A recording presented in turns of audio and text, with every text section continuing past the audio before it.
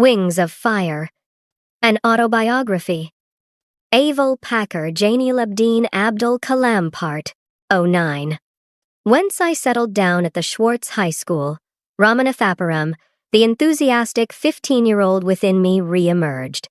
My teacher, Iyadarai Solomon, was an ideal guide for an eager young mind that was yet uncertain of the possibilities and alternatives that lay before it. He made his students feel very comfortable in class with his warm and open-minded attitude.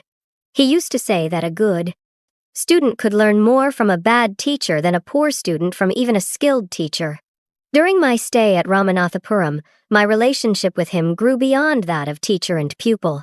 In his company, I learnt that one could exercise enormous influence over the events of one's own life.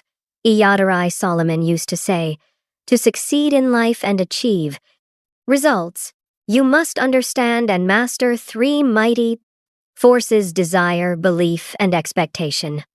Iyadarai Solomon, who later became a reverend, taught me that before anything I wanted could happen, I had to desire it intensely and be absolutely certain it would happen. To take an example from my own life, I had been fascinated by the mysteries of the sky and the flight of birds from early childhood. I used to watch cranes and seagulls soar into flight and longed to fly. Simple, provincial boy though I was convinced that one day I too would soar up into the skies. Indeed, I was the first child from Ramswaram to fly. Iyadarai Solomon was a great teacher because he instilled in all the children a sense of their own worth. Solomon raised my self-esteem to a high point and convinced me, the son of parents who had not had the benefits of education, that I too could aspire to become whatever I wished. With faith, you can change your destiny, he would say. One day, when I was in the 4th form, my mathematics teacher, Ramakrishna Iyer, was teaching another class. Inadvertently, I wandered into that classroom and, in the manner of an old-fashioned despot, Ramakrishna Iyer caught me by the neck and caned me in front of the whole class. Many months later, when I scored full marks in mathematics, he narrated the incident to the entire school at morning assembly. Whomsoever I cane becomes a great man. Take my word, this boy is going to bring glory to his school and to his teachers. His praise quite made up for the earlier humiliation. By the time I completed my education at Schwartz, I was a self-confident boy determined to succeed. The decision to go in for further education was taken without a second thought.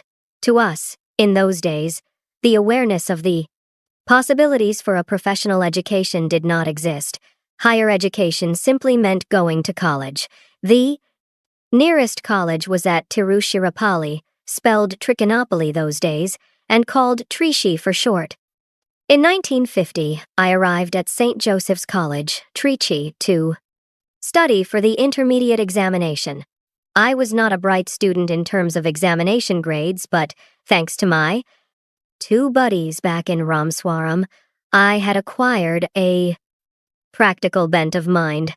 Whenever I returned to Rameswaram from Schwartz, my elder brother Mustafa Kamal, who ran a provision store on the railway station road, would call me in to give him a little help and then vanish for hours together, leaving the shop in my charge.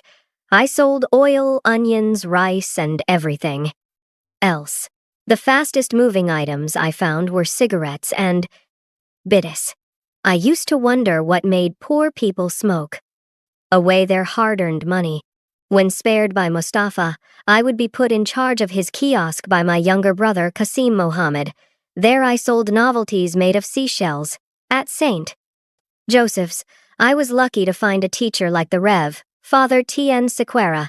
He taught us English and was also our hostel warden. We were about 100 boys, living in the 3-storied hostel building.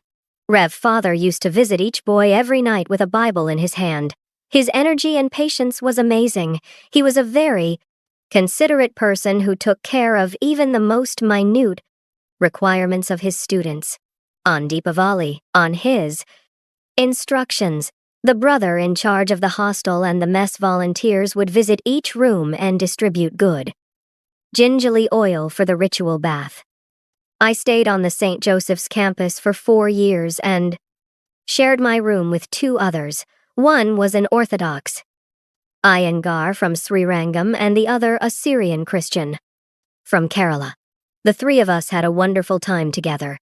When I was made secretary of the vegetarian mess during my 3rd year in the hostel, we invited the rector, Rev.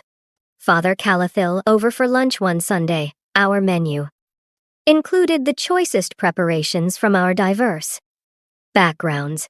The result was rather unexpected, but Rev Father was lavish in his praise of our efforts. We enjoyed every moment with Rev Father Calathil, who participated in our unsophisticated conversation with childlike enthusiasm. It was a memorable event for us all. My teachers at St. Joseph were the true followers of Kanchi Paramacharya, who evoked people to enjoy the action of giving. The vivid memory of our mathematics teachers, Prof. Thothathri Iyengar and Prof. Suryanarayana Sastry, walking together on the campus inspires me to this day. When I was in the final year at St. Joseph's, I acquired a taste for English literature. I began to read the great classics, Tolstoy, Scott, and Hardy being special favorites despite their exotic settings, and then I moved on to some works in philosophy. It was around this time that I developed a great interest in physics.